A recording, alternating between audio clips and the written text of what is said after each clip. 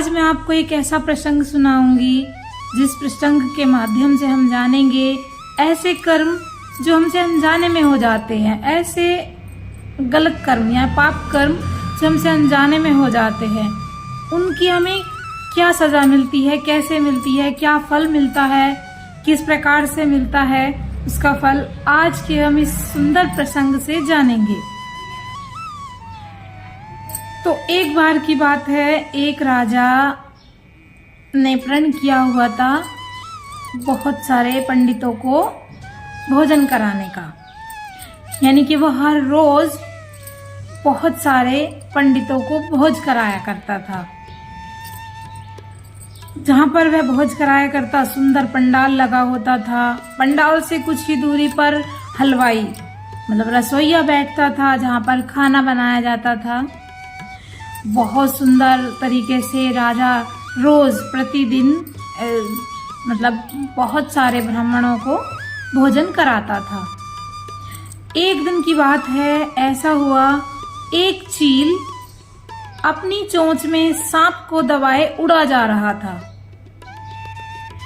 अब चील था भाई, वो अपने परिवार के भोजन के लिए सांप को ले जा रहा था और सांप चील से छुड़ने की कोशिश कर रहा था।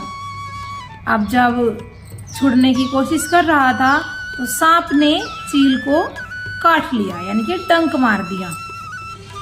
और जब चील को डंक लगा तो उसने सांप को और ज्यादा कस के, यानी कि चोंच में और ज्यादा कस के पकड़ लिया, ऐसे खींच लिया। जब सांप को कस के पकड़ा तो उस सांप का जहर मुख से निकलकर जहां वो राजा का रसोइया भोजन बना रहा था उसकी कढ़ाई में उस सांप का वो जहर गिर गया, यानी कि जहर की वो एक दो बूंद गिर गई।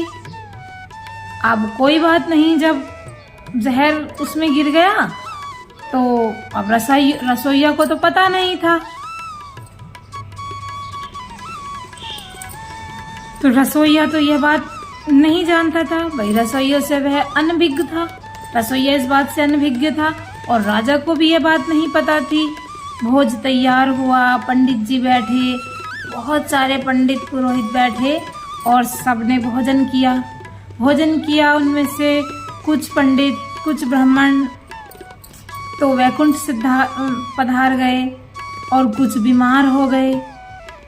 अब जो भगवान के देवगण थे उन्होंने भगवान से पूछा, हे प्रभु, ये जो कर्म हुआ है भाई, ये पाप कर्म है, ये हुआ है, ये किसके खाते में लिखा जाएगा?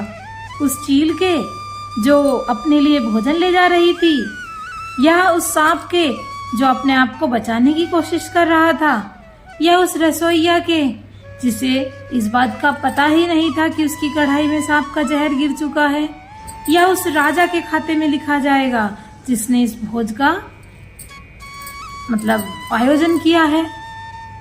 अब प्रभु बोले, देखते हैं क्या होता है आगे, देखते हैं किसके खाते में लिखा जाता है। अब चलते चलते ऐसे ही कुछ दिन बीत गए।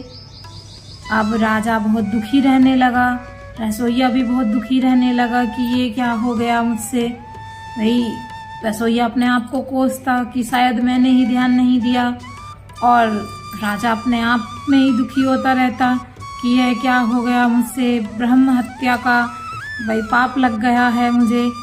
तो बहुत दुखी रहने लगे, लेकिन फिर भी उसने भोज को बंद नहीं किया, मतलब भोज ऐसे ही प्रतिदिन चलता रहा। लेकिन वो बात नहीं रही फिर।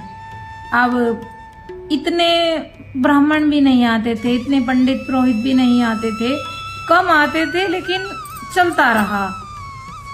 कोई बात नहीं। तो एक बार दो ब्राह्मण आए, उसी गांव के किनारे पर आकर पूछने लगे, एक औरत बढ़िया सुंदर स्त्री घूंघट में और अच्छी बढ़िया स्त्री, मतलब अच्छे घराने से। तो उन्होंने उनसे राजा का महल पूछा और उनसे मतलब जो ये ब्राह्मण थे उन्होंने पूछा उस स्त्री से कि हमें राजा के घर जाना है जहाँ पर भोज का आयोजन हो रहा है, हम वहाँ भोज राजा के यहाँ भोजन पाने आए हैं। तो उस स्त्री ने उनको सही से रास्ता बताया और कहा चले जाओ।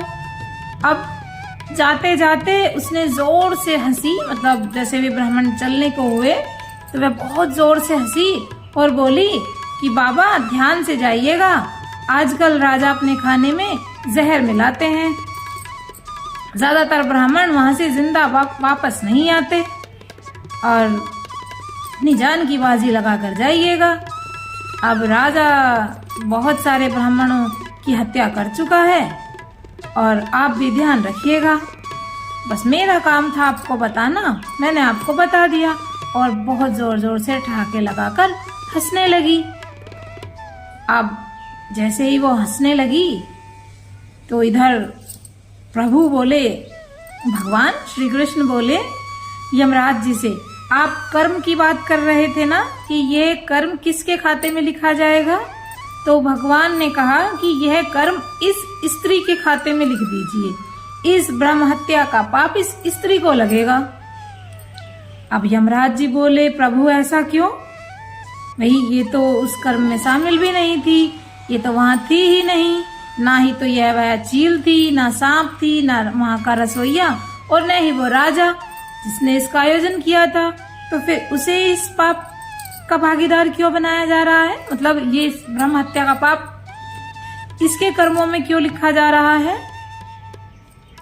तब श्री कृष्ण बोले, देखो चील का इसमें कोई अपराध नहीं है क्योंकि वह अपने परिवार के लिए भोजन ले जा रही थी। सांप का कोई दोष नहीं है क्योंकि वह अपने प्राण बचा रहा था। रसोइये का कोई कसूर नहीं है क्योंकि उसे तो पता ही नहीं था। और ऐसे ही राजा का भी इसमें कोई दोष नहीं है। लेकिन यह स्त्री, इस स्त्री ने इसका पूरा आनंद लिया, इस घटना का आनंद इस स्त्री ने लिया है और जो इसका आनंद लेगा वही फल भोगेगा। देखो राजा भी मन से दुखी है और रसोइया भी मन से दुखी है, लेकिन यह स्त्री उस घटना का आनंद ले रही है, कैसे ठहाके लगा कर हंस रही है, कैसे बुराइयां कर रही है। तो इस कर्म का जो फल है वह इस स्त्री के खाते में जाएगा। अब उस कर्म, उस जो ब्रह्म हत्या का पाप था वह उस स्त्री के खाते में लिख दिया गया। इसीलिए कहते हैं भक्तों, ध्यान सोच समझकर किसी के बारे में कुछ भी कहिए, क्योंकि आप ऐसा कर सामने वाले के पापों के भागीदार बन रहे हैं। हमें हमेशा याद रखना चाहिए। देखिए, जब आपसे कोई जाने अनजाने पाप हो जाता है और आपको उसका बोध हो जाता है कि हाँ हमसे कोई पाप हो गया, यदि आप तभी अपने मन में पछतावा करते हैं, भगवान से कहते हैं कि हे भगवान हमसे जाने अनजाने यह गलती हो गई, आप हमें इसके लिए क्षमा कर दीजिए। यदि जाने अनजाने हमारे से कोई पाप हो जाए और हमें उसका बोध हो गया कि हमसे यह गलती हो चुकी है, तो तभी भगवान से क्षमा मांगिए और कहिए, हे प्रभु जाने अनजाने हमसे ये गलती हो गई है, हमें आत्मग्लानि है, हम पश्चाताप करना चाहते हैं, हमें रास्ता दिखाइए। तो यकीन मानिए उसके प्रारब्ध तुरंत ही कट जाते हैं, वह पाप तुरंत ही नष्ट हो जाता है।